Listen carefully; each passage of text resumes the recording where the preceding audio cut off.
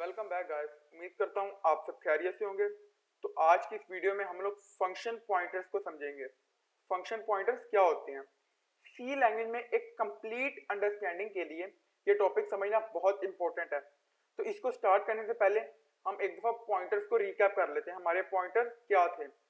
A pointer is a variable which stores address of another variable. हमारा pointer भी एक variable ही है, लेकिन इसमें फर्क यह है कि हमारा पॉइंटर क्या करता है। हमारा पॉइंटर किसी दूसरे वेरिएबल को स्टोर करने की बजाय किसी दूसरे वेरिएबल का एड्रेस स्टोर करता है। ठीक है, ये हमने पीछे देखा था, ये बस हम इसको रिवाइज कर रहे हैं, रिकैप इसका ले रहे हैं। This symbol is used to get address of the variable. अब जहां पर आप ये सिंबल लगाएंगे इसका मतलब है कि आप उस वेरिएबल का एड्रेस लेना चाहते हैं। ठीक है, और अगर आप ये वाला सिंबल यूज करेंगे इसका क्या मतलब था? इसका मतलब था कि आप जिस एड्रेस को आपका पॉइंटर पॉइंट कर रहा है उस एड्रेस पे जो वैल्यू है, इसका मतलब है कि आप वो चाहते हैं। यानी ये अगर आप ये सिंबल लगाएंगे तो आपको कौन सी वैल्यू मिलेगी? जो उस पॉइंटर जो उस वेरिएबल पे होगी जिसको आपका पॉइंटर पॉइंट कर रहा है। और अपनी इसी तरह हम अपनी सी लैंग्वेज से जेनेरिक पॉइंटर्स भी बना सकते हैं। Regular C variable store the value whereas pointer store the address of the variable. यानी जिस तरह हमने बात की कि हमारा जो सी का वेरिएबल होता है वो दूसरी वैल्यू को स्टोर करता है, दूसरी वैल्यूज को, लेकिन जो हमारा पॉइंटर होता है वो क्या करता है? दूसरी वेरिएबल्स का उनका एड्रेस स्टोर करता है। तो हम देख लेते हैं डायनेमिक मेमोरी एलोकेशन, इसका भी हम थोड़ा सा रिकैप ले लेते हैं। हमने देखा था स्टैटिकली एलोकेटेड वेरिएबल और अरे has a fixed size in memory. अच्छा, अब जो नॉर्मली हमारे वेरिएबल होते हैं प्रोग्राम के अंदर वो स्टैटिकली एलोकेट करता है मेमोरी को। ठीक है, हमने ये चीजें पीछे सारी देखी थी। Dynamic memory allocation is a way in which the size of a data structure can be change during the run time. यानी अब इसमें क्या होता था डायनेमिक मेमोरी एलोकेशन में, हमारा जो साइज होता था डेटा स्ट्रक्चर का वो रन टाइम में उसके दरमियान चेंज हो जाता था। अब हमने ये भी देखा था कि जब हमारी मेमोरी असाइन होती है तो वो 4 सेगमेंट में ब्रोकन डाउन होती है। पहला होता है कोड, फिर स्टैटिक ग्लोबल वेरिएबल्स, फिर स्टैक, फिर हीप। और हीप खुद ही हमारी क्या था? डायनेमिक मेमोरी एलोकेशन था।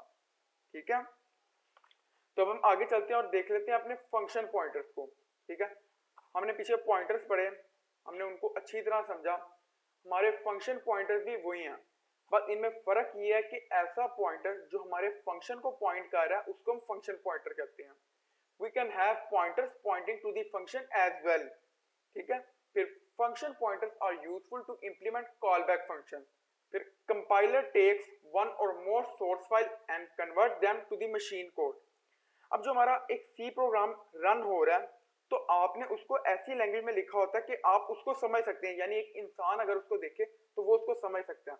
लेकिन जब वो कंपाइल होता है, आपका कंपाइलर क्या करता है? उसको मशीन इंस्ट्रक्शंस में कन्वर्ट कर देता है। अब जो मशीन इंस्ट्रक्शंस है वो हर बंदे की समझ में नहीं आती आसानी से। ठीक है, यानी वो उसमें क्या होता है कि आपके कमेंट्स ये हटा देगा, फालतू जो लाइनें हैं वो हटा देगा, इसको कंप्रेस करके 0 और 1 की फॉर्म में कन्वर्ट कर देगा, और ये होता है हमारा मशीन कोड। तो इसको मैं आपको ना function pointers visual studio code में जाके करके दिखाता हूँ ताकि आपको और अच्छे से समझ आए। तो हम चलते हैं अपने विजुअल स्टूडियो कोड में। यहाँ पर मैं न्यू फाइल क्रिएट कर लेता हूँ, c72.c, एंटर। और इधर हम लगा लेते हैं अपना main2 का स्निपेट। main2 का स्निपेट मैं इधर लगा लेता हूँ। तो हम क्या करते हैं, हम सबसे पहले मैं इधर एक फंक्शन बना लेता हूँ, मैं इसको कहता हूँ इंट सम, और इसके अंदर हम देते हैं int a comma int b। और इधर मैं नीचे आता हूँ, इधर मैं सिंपल लिखता हूँ। ठीक है, इधर हम रिटर्न a प्लस b। ठीक है, और इधर मैं दे देता हूँ सेमीकोलन। ये हमने एक सिंपल अपना फंक्शन बना लिया। ठीक है, इसी के साथ साथ मैं एक और फंक्शन बना लेता हूँ। अब ये फंक्शन मैं आपको समझाने के लिए बना रहा हूँ, तो मैं अभी आपको समझाता हूँ। पहले मैं इधर फंक्शन लिख लूँ, वॉइड, आगे मैं लिखता हूँ ग्रेट। ठीक है, और इधर हम लगा लेते हैं ये। ठीक है, फिर इसी तरह हम नीचे आते हैं, नीचे, और इधर मैं लिखता हूँ प्रिंट एफ, और इसके अंदर हम लिखते हैं ये यहाँ पर ये हेलो वर्ल्ड, और इधर मैं लगा देता हूँ \n, और इधर बाहर हम क्या करते हैं? सेमीकोलन लगा लेते हैं। इसी तरह ये हमने दो फंक्शन बना लिए, एक मैंने ये बनाया और एक मैंने ये बनाया।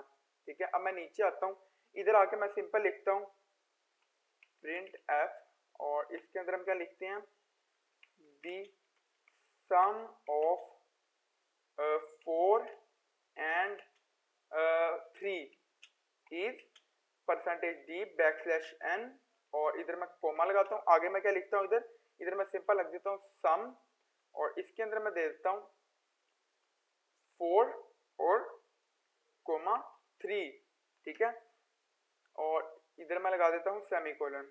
अब अगर हम इसको रन करके देखें तो हम देखते हैं ये हमें क्या कहता है। तो ये देखें, इसने सिंपल हमारा उसको रन कर दिया, क्योंकि हमने सिंपल अपने फंक्शन को कॉल किया और उसने इसको रन कर दिया, हमने अपने इस फंक्शन को कॉल किया। अब मैं क्या करता हूँ, मैं नीचे एक पॉइंटर बना लेता हूँ, मैं कहता हूँ इंट, और इसके अंदर मैं कहता हूँ स्टार fptr, ठीक है, और यहाँ पर मैं करता हूँ, इसके अंदर मैं करता हूँ इंट, ठीक है। अब ये हमारे इसका सिंटैक्स है, इसका मैं आपको समझाता हूँ। अब हम क्या करते हैं, हमारा पॉइंटर सिर्फ उसका बन सकता है जिसमें हमारे पास यानी दो इंटीजर हो। जिस तरह ये देखिए, इसके अंदर हमारे पास दो वेरिएबल हैं, इसमें a है और एक b है, ठीक है। हम सिर्फ इसका पॉइंटर बना सकते हैं। अगर हम इसका करने की कोशिश करेंगे तो ये हमें एरर देगा। मैं इधर करके देख लेता हूँ, मैं तो सिंपल लिखता हूँ fptr, और इसको मैं कर देता हूँ इज इक्वल टू एम्परसेंड, और अगर मैं इसको सिंपल करूँ सम, और इधर मैं सेमीकोलन लगाऊं, अब मैं इसको रन करूं तो ये मुझे कोई एरर नहीं देगा। ये देखें, इसने मुझे कोई एरर नहीं दिया। लेकिन अगर मैं इधर सम की जगह मैं इधर ग्रेट वाले फंक्शन को अपने कॉल करूं, ठीक है, अब हम इसको रन करें, तो ये देखें, इसने मुझे एरर दिया, ठीक है। इसने मुझे बताया इनकम्पैटिबल पॉइंटर टाइप, ठीक है, यानी हमारा इस टाइप का फंक्शन इसका पॉइंटर नहीं बन सकता। ये देखें, इसके अंदर दो वेरिएबल हैं तो इनका पॉइंटर बन सकता है, ठीक है। तो मैं आपको इधर इसको मैं करके दिखा देता हूँ, इसको मैं वापस से सम कर लेता हूँ, और इधर नीचे मैं आपको करता हूँ int d is equal to, और इसको मैं कह देता हूँ कि स्टार fptr, और इधर मैं इसको कहता हूँ 4,6, और बाहर मैं लगा देता हूँ सेमीकोलन, ठीक है। और नीचे मैं क्या लिखता हूँ, सिंपल मैं लिखता हूँ प्रिंट एफ, और इसके अंदर मैं लिखता हूँ the value of b is %d backslash n, और बाहर मैं क्या लिखता हूँ, इधर मैं कोमा लगा के आगे d लिख देता हूँ, मैं सेमीकोलन लगाता हूँ। अब हम इसको रन करते हैं, तो ये देखें the value of d is 10। अब इसने क्या किया, हमने सिंपल क्या किया, हमने इसको इंट d को हमने f पॉइंटर का जो इसकी वैल्यू है स्टार, इसका क्या मतलब था, डी, ये हमारा जो साइन होता है ये होता है डी रेफरेंस का साइन, ठीक है। इसका क्या मतलब होता है, ये देखें, ये हमारा डी रेफरेंस का साइन है। तो ये क्या करता है, हमारे fptr पे जो वैल्यू है, हमारे fptr पे जो वैल्यू सेव है, ये हमें वो बताता है, यानी इस एड्रेस पे जो वैल्यू स्टोर है इसने हमें वो बताई, ठीक है। और आगे हमने सिंपल ये दो नंबर दे दिए, तो इसने क्या किया, इसने इनको सम करके हमें दे दिया। यानी यहाँ पर मैंने क्या किया, मैंने अपना पॉइंटर डिक्लेयर किया, यहाँ पर मैंने उसे इनिशियलाइज कर दिया, मैंने उसे सम का एड्रेस दे दिया, अपने इस फंक्शन का मैंने उसे एड्रेस दे दिया।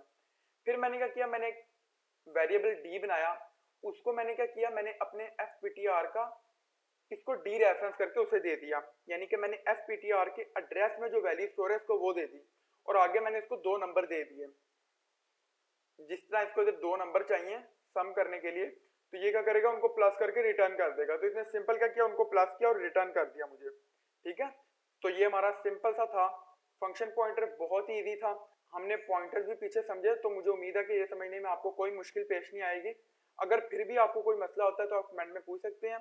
तो मिलते हैं अगली वीडियो में, तब तक के लिए खुदा हाफिज।